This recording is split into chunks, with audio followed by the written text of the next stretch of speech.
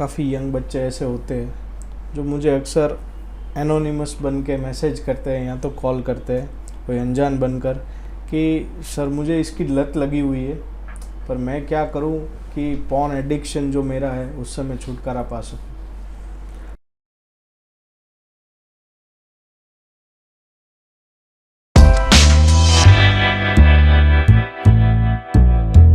Hello friends, मैं हूं doctor Rahul Gilani. आज हमारे साथ है डॉक्टर मंथन मिरोलिया। सर, अपना इंट्रोडक्शन दीजिए। मेरा नाम डॉक्टर मंथन मिरोलिया है और मैं यहाँ सूरत में प्रैक्टिस करता हूँ। मेरे क्लिनिक का नाम है स्मृति माइंड केयर। ओके सर, आज मैं आपको पूछना चाहता था उस टॉपिक के बारे में जो बहुत ही इम्पोर्टेंट है यंगस्टर्स के लिए, बच्चों के लिए। वो है नशा और लत। तो मुझे बताइए, ये नशा होता क्या है? जैसे नशा एक बोले ना तो जनरल टर्मिनोलॉजी है। ज़्यादातर लोग यही जानते हैं कि सिगरेट के लिए, दारू के लिए, गांजे के लिए, लेकिन नशा हर चीज़ का हो सकता है। इंसान का भी हो सकता है, खाने पीने का हो सकता है, इंटरनेट का हो सकता है, गेम का हो सकता है, ठीक है, किसी जगह का नशा हो सकता है। तो और इस सब चीज़ का नशा हम ज़्यादातर जानते नहीं हैं, जो बुरी चीज़ें हैं उसका ज़्यादा जानते हैं। और लत ऐसी चीज़ है, एक वक्त जो एक बार किसी इंसान को महसूस हो जाए, ठीक है, उसको आनंद मिल जाए उससे, तो वो दोबारा ट्राई करेगा कि मुझे उस चीज़ को वापस करने में मज़ा आएगा, चलो फिर से ट्राई करते हैं कैसा रहता है, इस बार थोड़ा ज़्यादा लेके ट्राई करते हैं, अच्छी जगह पे जाते हैं, अच्छा चीज़ करते हैं, ये खोजते हैं, वो खोजते हैं। तो एक ऐसे 2-3 बार जब एक्सपीरियंस उसको अच्छे मिलने लगते हैं तो वो बार बार उस चीज़ को ट्राई करेगा, तब वो नशा लत में ट्रांसफ़र हो जाएगा। सर, अब बात करें छोटे बच्चों से लेकर, सबसे पहले मैं आपको ये पूछूंगा कि छोटे बच्चों में आजकल देखा जाता है कि स्मार्टफ़ोन, कभी भी हमारे हाथ में स्मार्टफ़ोन हो तो बच्चा छीन के खुद यूज़ करने लगता है। तो इसके पीछे रिस्पॉन्सिबल कौन है और इस आदत से कैसे छुटकारा पा सकते हैं? देखो, छोटे बच्चों में ये आदत लगने के पहले रीज़न ये है कि उनके पास जो ग्राउंड्स पहले बचे थे, अभी वो ग्राउंड्स कम है, तो खेलने जाने वाला जो ग्रुप है पहले वो भी कम है। दूसरी चीज़, बच्चे मन के एकदम साफ़ होते हैं, तो वो जो देखते हैं वही सीखते हैं। तो वो जब भी घर आते हैं तो देखते हैं कि उसके पेरेंट्स है वो फ्री टाइम में बैठे हैं, तो वो भी फ़ोन लेके बैठे हैं, वो अपना सारा काम है वो फ़ोन से करते हैं, ठीक है, वो जॉब है वो भी फ़ोन से करते हैं, कुछ मीटिंग्स होते हैं वो भी फ़ोन पे देख के कर देते हैं, या वो अपने लिए एंटरटेनमेंट के लिए वीडियोस भी फ़ोन में देखते हैं। अभी बच्चों को ये तो थोड़ी मालूम होगा कि ये लोग इतना क्यों करते हैं, इनको ही क्या ज़रूरत है, ठीक है, इस चीज़ से ही क्यों करना है। तो वो चीज़ वो भी मांगेंगे कि मुझे भी ये चाहिए, मुझे भी इसमें करना है। अभी चीज़ ऐसा, प्रॉब्लम ऐसा है कि मोबाइल्स में जो इजी एक्सेसिबिलिटी है, कि चीज़ें जो आसानी से मिल जाती है, जो उसकी वजह से बच्चों को नुकसान होता है, इसलिए उसकी लत ज़्यादा लगती है, ठीक है। जैसे कि शॉर्ट्स वीडियोस है, जो 1 मिनट का वीडियो है उनको प्लेजर दे देता है, लेकिन दोबारा देखने की जो आदत है वो लत लगती है, उससे नुकसान होता है। इसलिए वो मोबाइल फ़ोन बच्चों के लिए नुकसानकारक है। लेकिन उनको ये बात समझ में नहीं आएगी, क्योंकि वो मन के साफ के, उनको ये सीधा दिखता ही है, सब कर सकते हैं तो मैं क्यों नहीं। और सर, इस आदत से कैसे छुटकारा पाया जा सके? तो इस आदत से छुटकारा पाने के लिए पहले तो हमें अपनी आदतों को सुधारना पड़ेगा। हमें मोबाइल का यूज़ कम करना पड़ेगा या उनके सामने कम करना पड़ेगा। और दूसरी चीज़, उनको ऑप्शंस देने पड़ेंगे कि आप मोबाइल की जगह पे ये करो। अगर वो नहीं कर सकते तो आप भी साथ में जाओ, आप उनको कंपनी दो, आप उनके साथ खेलो, उनको टाइम दो और उनको सिखाओ कि इन चीज़ों से दूसरी चीज़ों में भी उतना ही मज़ा आता है।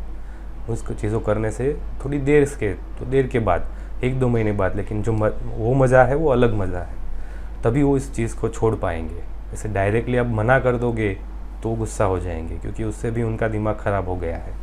तो अभी वो चीज़ों पे गुस्सा करेंगे, चीज़ें फेंक देंगे, खाना नहीं खाएंगे, ये सब करेंगे। लेकिन आप उसको अच्छी आदतें सिखाओगे और अपना भी टाइम उनको दोगे, तो शायद उसमें से छुटकारा मिल सकता है। ठीक है। अब हम बात करें थोड़े बड़े बच्चों की, मतलब 15 साल के उम्र के लोग, तो यंग एडल्ट्स अगर इनकी बात करें तो इनमें पॉर्न एडिक्शन, यानी कि जो गंदी फिल्में देखने का चस्का, शौक़ सबसे ज़्यादा रहता है। तो सर, क्या इसके रीज़न है? क्या शरीर में ऐसे बदलाव आते हैं जिसकी वजह से ये लत लगती है या तो क्या कॉज है कि भारत पूरे दुनिया में इसके टॉप पर बैठा हुआ है? तो सबसे पहली चीज़, हम जब भी कभी कोई ये जो बच्चा हो ये बात करे कि मुझे अपने ये ऑर्गन्स, जैसे सेक्सुअल ऑर्गन सेल्स के बारे में डिस्कस करना है, कुछ कहना है, तो लोग है ना, वो अलर्ट हो जाते हैं, कॉन्शियस हो जाते हैं, अवॉइड करते हैं उन चीज़ों को। नहीं नहीं, इन चीज़ों के बारे में बात नहीं करनी चाहिए, इन चीज़ों के बारे में आपको अभी जानने की ज़रूरत है नहीं। ठीक है, तो उनसे क्या होता है कि दिमाग में उनको एक जिज्ञासा जागती है कि अभी ऐसी ऐसी क्या चीज़ है जो ये लोग छुपाना चाहते हैं, बात करना नहीं चाहते हैं। तो उनके दिमाग में सवाल जो होता है वो एक लिस्ट बन जाता है और उनका पहाड़ खड़ा हो जाता है। तो उनको जानने के लिए फिर वो अपने फ्रेंड्स यार्स में बातचीत करेंगे, तो वो भी यही सवाल से जूझ रहे हैं। तो वो लोग क्या ट्राई करेंगे, इंटरनेट का सहारा लेंगे। इंटरनेट की एक्सेसिबिलिटी अभी एकदम ज़्यादा है, इजीली अवेलेबल है, तो जैसे ही सर्च करेंगे उनको सब कुछ मिल जाएगा। लेकिन वो गलत तरीके से मिला है। जो सही तरीका है वो जो ऐसे स्कूलों में या फिर नॉलेज दे के मिल सकता है, बिठा के मिल सकता है, वो नहीं मिला है।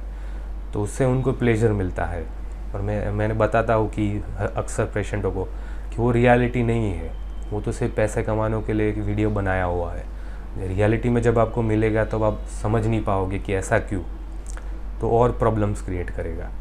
ठीक है, तो ये एक टाइम के है ना कि शॉर्ट टर्म का प्लेजर देता है वो चीज़। ठीक है, तो उनसे उनको लत लग सकती है, और वो गलत तरीके से मिला है। अगर उनको नॉलेज मिलती पहले से, उनको जानकारी मिलती, तो ये क्यूरियोसिटी नहीं जागती कि हाँ मुझे ये सब जानना है, सब ऐसा करना है। तो हो सकता है कि परसेंटेज कम हो सकते हैं एडिक्शन के।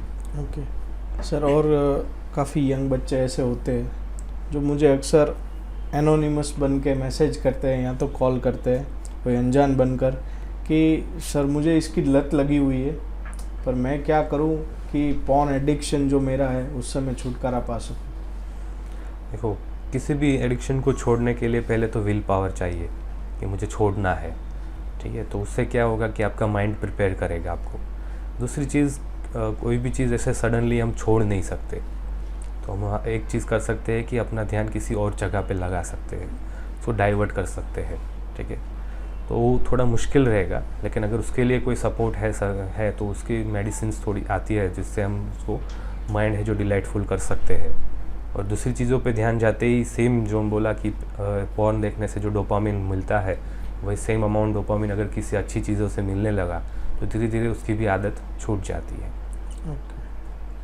और सर बात करें अब सब्सटेंस यूज़ की, यानी कि मादक द्रव्य, नशीले पदार्थ जो भी है, जैसे तम्बाकू है, फिर गांजा है, शराब है, तो यंगस्टर्स में अक्सर देखा जाता है कि जब वो कॉलेज की ओर जाते हैं या तो हाई स्कूल की ओर जाते हैं तो इन सब सब्सटेंस के यूज़ ज़्यादा होने लगते हैं। स्पेसिफिक इसका क्या रीज़न है?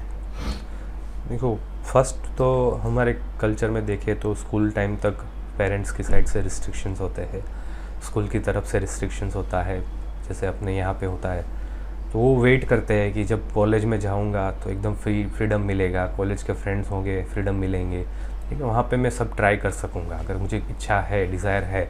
लेकिन वो सामने से कभी नहीं बोलता है, लेकिन जब भी उसको फ्रेंड सर्कल ऐसा मिलता है कि हाँ ये लोग मुझे समझ पाएंगे, मुझे मेरी आदतों को समझ पाएंगे, मेरी डिज़ायर्स को समझ पाएंगे, तब जाके वो वहाँ पे ट्राई करने की कोशिश करता है। ठीक है, और दूसरी चीज़ ऐसी होती है कि वो एज भी ऐसा होता है कि 18 ईयर्स होते हैं, तो मैच्योरिटी होती है, तो उनको लगता है कि अब हमें लाइसेंस मिल गया है, अब हम सब कर सकते हैं।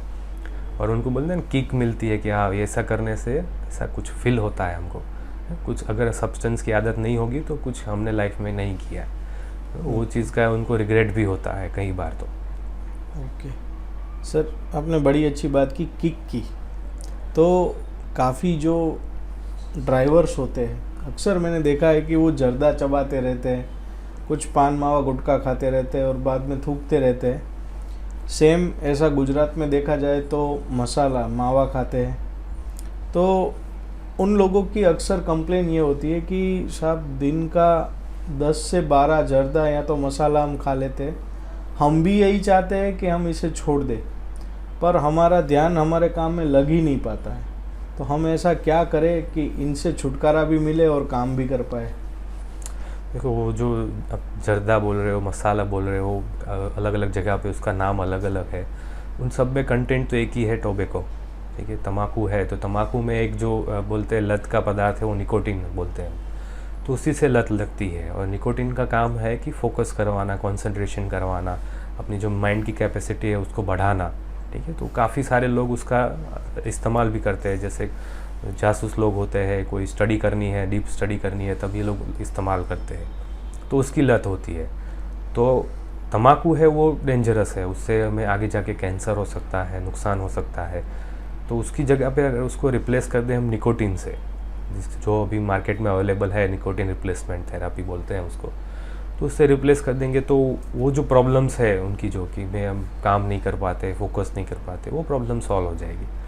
और दूसरी चीज़ है, उसके लिए भी विल पावर तो चाहिए ही कि मुझे छोड़ना है, पर मुझे अच्छे तरीके से छोड़ना है और मैं इस चीज़ का सहारा लूँगा छोड़ने के लिए, तो 100% रिजल्ट मिलता है। ओके सर, और एक चीज़ पूछनी थी, शराब जो कि आजकल बहुत ही लाइटली हो गया है, और मैं अगर बात करूं गुजरात के प्रोस्पेक्ट से, तो यहाँ पे तो प्रतिबंध है, बावजूद इसके सबसे ज़्यादा पी जाती है, सबसे ज़्यादा ली जाती है। तो क्या रीज़न है? पहले तो सबसे ज़्यादा गुजरात में ये कल्चर अभी चल रहा है। मैंने पहले ही बताया आगे, जैसे पोर्नोग्राफी में हमने देखा कि क्यूरियोसिटी, ठीक है, जिस चीज़ पे रिस्ट्रिक्शन ज़्यादा है वो क्यों रिस्ट्रिक्शन है, इसने ऐसा क्यों रिस्ट्रिक्शन रखा है, ऐसा क्या है उसमें, ये जानने की क्यूरियोसिटी काफ़ी लोगों में ज़्यादा होती है। फिर दूसरी है अवेलेबिलिटी, कि जब उनको अवेलेबल मिल जाए, उनको ट्राई करने का ऑप्शन मिल जाए, ठीक है, तो उस पर वो ट्राई करते हैं। और तीसरा चीज़ है वो ग्रुप, किस लोगों से उनसे मिल रहा है, तो वो लोग कैसे इसको हैंडल कर रहे हैं। तो इन सब चीज़ों से मिल के वो कहता है ना कि बढ़ जाता है इसमें, कि जब भी किसी चीज़ पे आप रिस्ट्रिक्शन लगाओ तो उसका जो यूज़ है वो इलीगली बढ़ता है, छुपी रीति से बढ़ रहा है, आपको देख नहीं पा रहे हो, लेकिन अंदर अंदर वो बढ़ता जाता है। ओके। और सर ये पूछना था कि ये एक मिथ है, मतलब मिथ यानी क्या कहूँ, रोड पे हर जगह 2x2 के बैनर लगे होते हैं और उस पर लिखा होता है 30 दिनों के अंदर शराब छुड़वाए, नशा मुक्ति केंद्र 45 दिनों के अंदर शराब छुड़वाए। तो क्या सच्चाई है इन सब वादों की? देखो, वादे तो सब करते हैं, जैसे बोलते हैं कि मैं नशा 100% छुड़वा दूंगा, लेकिन वो जिसको नशा लगा है उस पर डिपेंड करता है। अगर वो सोचता है कि मुझे आज से नहीं करना है तो वो एक ही दिन में छोड़ पाएगा, तो उसके लिए वो ज़्यादा करने की ज़रूरत नहीं है। फिर वो दूसरा सवाल यही है कि उसको छोड़ने के बाद जिस टाइप का नशा है उसकी थोड़ी साइड इफ़ेक्ट्स बोलते हैं, जिसको हम विड्रॉल सिम्टम्स बोलते हैं। अगर हम उसका इलाज कर देंगे तो उसको छोड़ने में आसानी रहती है, लेकिन अगर छोड़ना ही है तो एक ही दिन काफ़ी है, ठीक है। उसके लिए कोई ज़्यादा ऐसा 30 दिन, 40 दिन, 45 दिन की ज़रूरत नहीं है। तो वो नशे वाले जिस आदमी है उस पर ही डिपेंड करता है कि उसको छोड़ना है कि नहीं छोड़ना है। फिर आप 6 महीने दवाई करवा लो, 1 साल रिहैब सेंटर में डलवा दो, कोई फ़ायदा नहीं। बाहर आके उसको करना ही है तो वो करेगा ही। ओके। और सर लास्ट क्वेश्चन ये है मेरा कि अब बात करें गांजे की, तो कई लोग इसे हिंदू धर्म से जुड़ा हुआ देखते हैं और कहते हैं कि क्योंकि अघोरी लोग करते हैं, क्योंकि ये संत समाज में कहीं ना कहीं प्रचलन में है, तो एक कूल दिखने के लिए हम भी लेंगे, हम भी, मतलब आज का ये पार्टी कल्चर हो गया है कि कहीं भी जाते हैं तो नहीं हम भी गांजा लेंगे, हम भी गांजा फूकेंगे। तो आपका क्या कहना है इसके ऊपर? देखो, फर्स्ट ऑफ ऑल ऐसा होता है कि सब ऐसे जो वो एक्स्ट्रा एनवायरमेंटल कल्चर्स है उन्होंने ऐसा क्रिएट किया है कि अगर आप लाइफ में ये चीज़ नहीं कर रहे हो तो आपने लाइफ में कुछ नहीं किया है, ठीक है। तो वो जो फील करवाता है, इन्फीरियरिटी फील करवाता है, कि जिन लोगों ने नहीं ट्राई किया है उनको ऐसा लगता है कि हमने लाइफ में कुछ नहीं किया है, ठीक है। तो वो उनको सेंस करवाता है, तो वो ट्राई करते हैं कि नहीं, हम वो कोशिश करते हैं कि हम ना करें। लेकिन आसपास के लोग ऐसे होते हैं और उनको जो वहाँ से प्रेरणा मिलती है, जैसे कि हाँ ये तो लाइफ में करना ही चाहिए, ये किया है तो लाइफ में कुछ किया है, इसके बगैर तो लाइफ कुछ है ही नहीं। तो जब वो एक ऐसी सिचुएशन आती है कि लास्ट में वो गिव अप कर देते, छोड़ देते हैं कि नहीं अब तो कर लेते हैं, तो वो अपॉर्चुनिटी फाइंड आउट्स करते हैं कि हाँ अभी ऐसा हो सकता है, तो वहाँ पे जाएंगे, वो ट्राई करेंगे। और वो मतलब लोग एक्सप्लेनेशन भी देते हैं कि हाँ ये जैसे बोला आपने हिंदू कल्चर के साथ उनको असाइन किया है, तो मैं मानता हूँ कि उतना नहीं सही है, ठीक है। वो जो चीज़ है उसको बड़ी गलत तरीके से फैलाया गया है।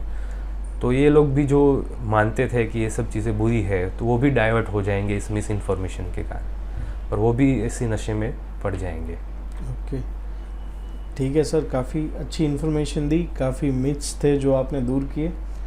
थैंक्स फॉर दैट, और काफ़ी इन्फॉर्मेटिव ये वीडियो था। Thank you.